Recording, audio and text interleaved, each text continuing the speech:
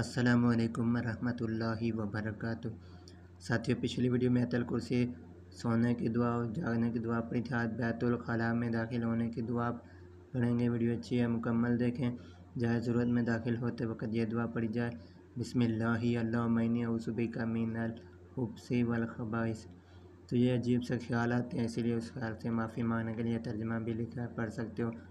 بیت الخلاء سے باہر آنے کی دعا حضرت عائشہ رضی اللہ عنہ سے روایت ہے کہ رسول اللہ صلی اللہ علیہ وسلم جہاں ضرورت سے باہر نکلتے تو فرماتے غفرانہ کا، تو میں زیادہ تر یہی پڑھتا ہوں، غفرانہ کا اللہم اغفر لی پڑھتا ہوں، تو یہاں پہ غفرانہ کا لکھا ہے۔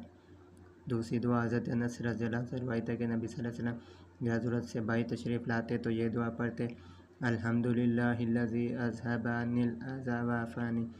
تو ویڈیو اچھی لگے تو لائک اور شیئر کریں، تو جو عمل کریں گے آپ کو بھی ثواب ملتا رہے گا اور مجھے بھی۔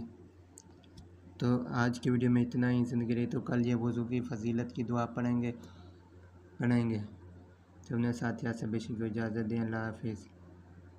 تو شیئر کر دیں، کوئی عمل کرنا شروع کر دے، ایک بندہ بھی اگر عمل کرنا شروع کر دے گا تو اس کا ثواب ملتا رہے گا۔